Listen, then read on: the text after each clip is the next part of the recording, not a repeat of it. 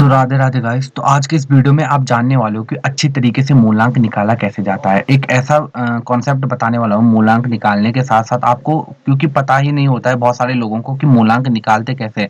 निकालना तो सबको आता है, क्योंकि मूलांक में बेसिकली बस आपका जो डेट ऑफ बर्थ जिस दिन को आपका जन्म हुआ है उसको मूलांक बोल दिया जाता है, और ये 100% करेक्ट है। लेकिन अब यहाँ पे क्या चीज होती है, जो आदमी एक सिंगल नंबर को पैदा हुआ उसके लिए तो कोई प्रॉब्लम नहीं है, वो तो बिल्कुल मतलब अगर हम बात की जाए यहाँ इस वाले एग्जाम्पल की, तो यहाँ पे अगर कोई 8 तारीख को पैदा हुआ है तो उसको जो भी बोला जाएगा 8 मूलांक के बारे में, तो उस पे 100% वो चीजें काम करेंगी।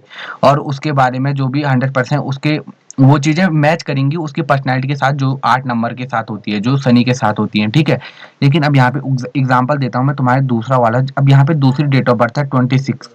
अब यहाँ पे क्या हो रहा है कि इसका भी तो मूलांक 8 आ रहा है, एंड ऑफ द डे इसका मूलांक 8 आ रहा है। लेकिन क्या हो रहा है यहाँ पे कि अब 26 वाला इंसान जितना ये वाला रिलेट करेगा बातों से 8 मूलांक की, उतना ये 26 वाला नहीं करेगा। अब इसका रीजन मैं बताता हूँ क्यों नहीं करेगा। और यहाँ पे बस 26 और 8 का एग्जाम्पल दिया है, आपको अपनी डेट ऑफ बर्थ लेना है। ठीक है। यहाँ पे ये बात नहीं कर रहा हूँ। अब यहाँ पे किसी का अगर डेट ऑफ बर्थ एक है, एक को कोई पैदा हुआ है, उल्टा दूसरा व्यक्ति है जो 19 को पैदा हुआ है, तो मूलांक दोनों का तो एक ही है ना, पर दोनों में वो चीजें सेम नहीं होंगी।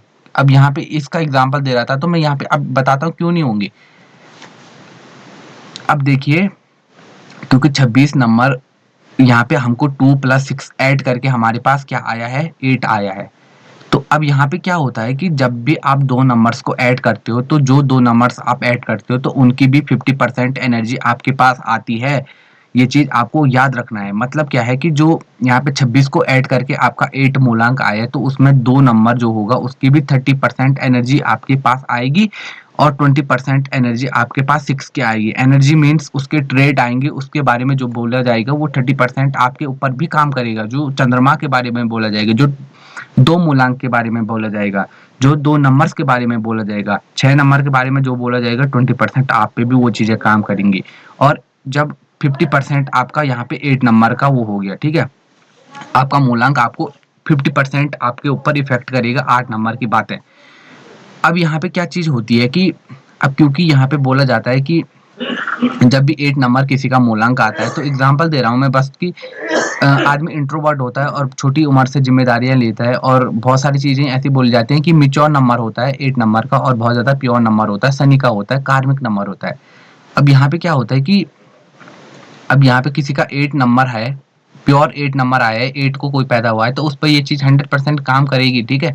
वो 100% शनि के उससे चलेगा, जो भी शनि के बारे में होगी बातें वो सारी 8 नंबर वाले पे रूल, एक नंबर पे वो सारी चीजें बोल सकते हो कि काम करेगी। लेकिन अब यहाँ पे बात की जाए 26 नंबर वाले की, तो उस पे दो नंबर की एनर्जी, चंद्रमा और शुक्र की एनर्जी भी मिलेगी। ठीक है। 50% उसके पास शुक्र और चंद्र की एनर्जी है, तो इन दोनों को भी देखना पड़ेगा उसे, तब जाके वो अच्छी तरीके से प्रिडिक्शन कर पाएगा अपने बारे में या किसी और के बारे में। अब यहाँ पे अगर देश के प्राइम मिनिस्टर मोदी जी की एग्जांपल दूं, तो उनका भी तो मूलांक 8 निकल के आता है। उनका भी 17 तारीख को पैदा हुए, तो यहाँ पे 1 और 7 का कॉम्बिनेशन बनता है, तो एक नंबर उनको इफेक्ट करता है 30%। तो 30% एक का मतलब होता है हमारी कम्युनिकेशन, हमारा लीडरशिप क्वालिटीज, हमारे सूर्य। तो उनके पास ये सारी चीजें हैं, आप देखते हो। ठीक है। तो यहाँ पे उनका एक नंबर वहां पे जागृत हो रहा है, एक नंबर की एनर्जी उनको 30% मिल रही है।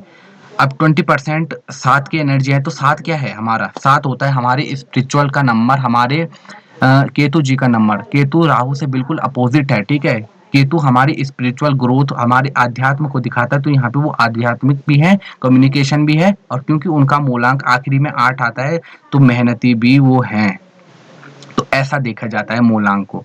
कभी भी उसको एक साइड से चीजों को नहीं देखना चाहिए, बल्कि इधर उधर करके देखना चाहिए। और मैं तो बोलता हूँ कि सिर्फ मूलांक के भरोसे नहीं बैठना चाहिए, आपको कुंडली भी देखनी चाहिए, अपनी हॉरोस्कोप को भी देखना चाहिए, कौन सा ग्रह कहाँ बैठा है। और ज्यादा फोकस आपको मूलांक और भाग्यांक के और कुआ नंबर पे करना चाहिए कि ये आपकी कुंडली में कहाँ पे बैठे हैं। और कुंडली में भी बहुत सारी चीजें होती है, जैसे D1 D9 D10, तो सारे चार्ट होते हैं, तो आपको देखना पड़ता है हर चीज को।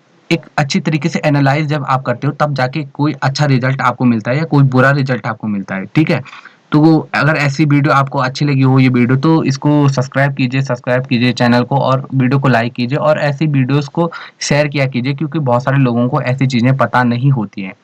अब यहाँ पे इस वीडियो से आपको क्या हेल्प मिली कि अब यहाँ पे 8 वाला अब जब भी आपकी डेट ऑफ बर्थ 2 नंबर से आएगी तो आप हमेशा एक चीज़ याद रखोगे कि यहाँ पे 30% 20% का रूल याद रखोगे और ये सोचोगे कि हाँ, मेरे पास जो मेरा मूलांक है उसकी मेरे पास बस 50% ही बातें लागू होंगी। तो अब यहाँ पे